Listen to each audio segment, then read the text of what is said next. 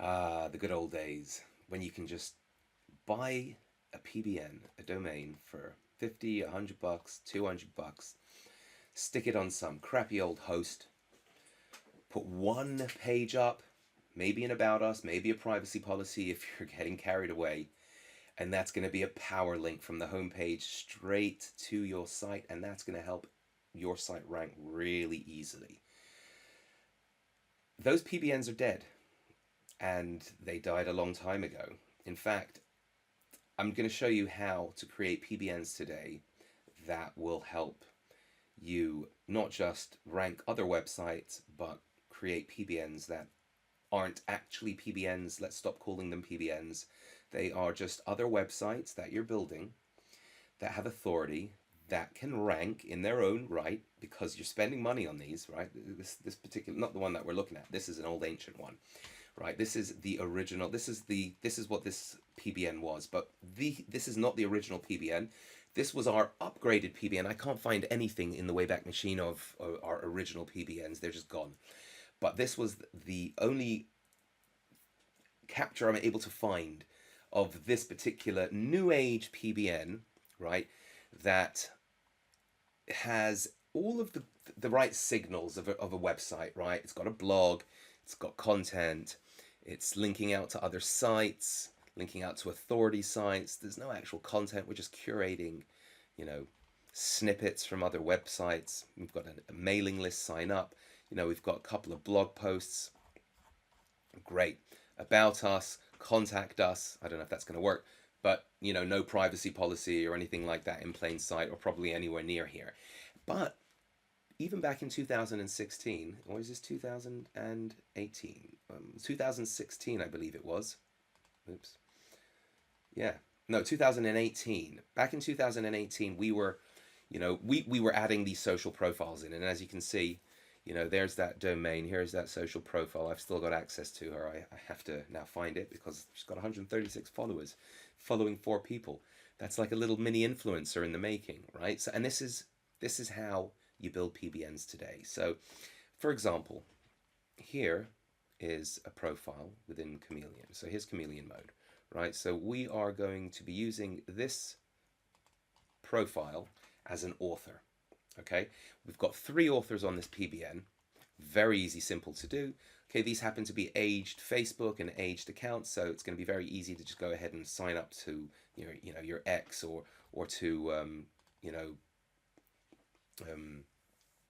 Instagram, which you do want to have. It's very easy to do, as you can see over here. This one's got 136 followers. We're going to go ahead and resurrect that one in the next video. But yes, we want to be building our PBNs like they're not PBNs, and not even to think of them as a PBN. Get the word PBN out of your mindset. You're just building sites. In the age of AI, tools like Zimwriter, you can create multiple authors, on multiple domains, and push content out at mass. Do a little bit of research, create the right kind of content and topical authority. Those PBNs aren't going to be PBNs for long. They will start to rank. This particular case study, I've spent $150 on this PBN. It's got a decent amount of authority, and there's no reason in the world why that should just be used to send one link to a website.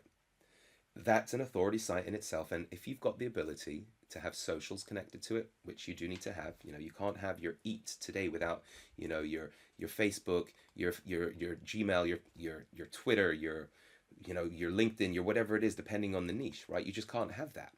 You have to have that connected to your PBNs, to your websites, just like a regular website. I know a lot of people are putting up websites. I've noticed it in a couple of groups, one specific one I'm not going to mention, where they have access to this unbelievable tool, and it sends out so much content, and so many people are complaining that they're not getting any traction. And how on earth can you get traction if you're not setting the site up correctly?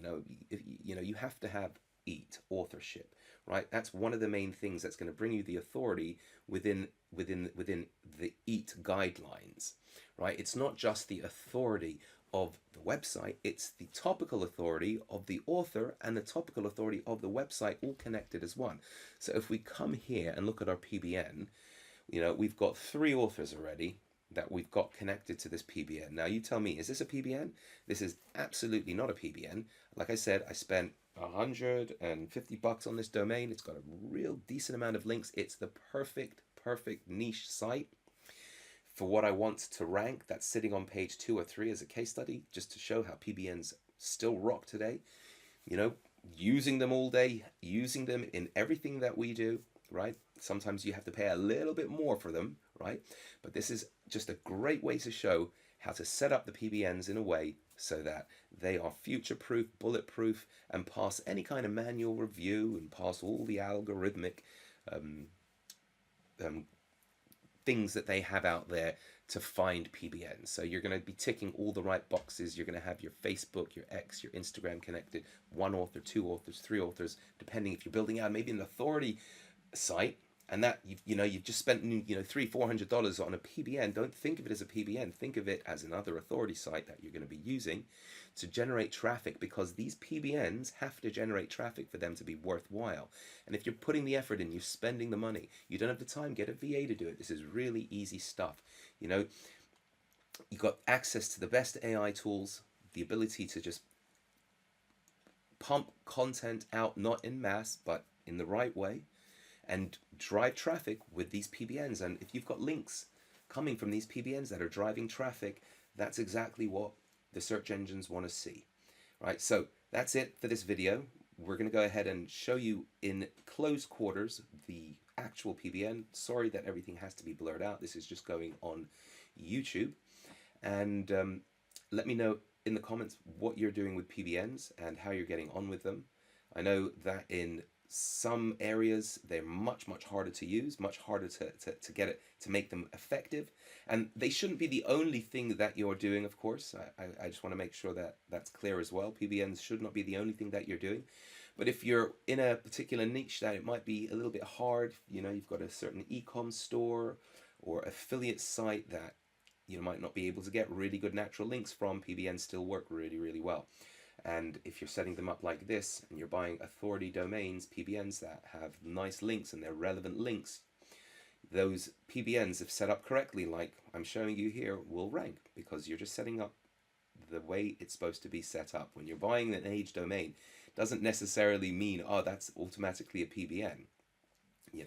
It could have a bad stigma, about it because of the way PBNs have been hit over the years. But if you're setting up a PBN and you're just creating a one-pager, that's going to get you in trouble. Maybe in local, it's not going to get you in trouble right now. You can get very, you could be very, you could be less careful in local, but definitely not in any other area, especially affiliate, e-com, or anywhere else you might be building links to in the open world that's outside of local. So yeah, hope that was useful, hope that was helpful. And if you've got any questions, let me know in the comments, and look forward to seeing you in the next video.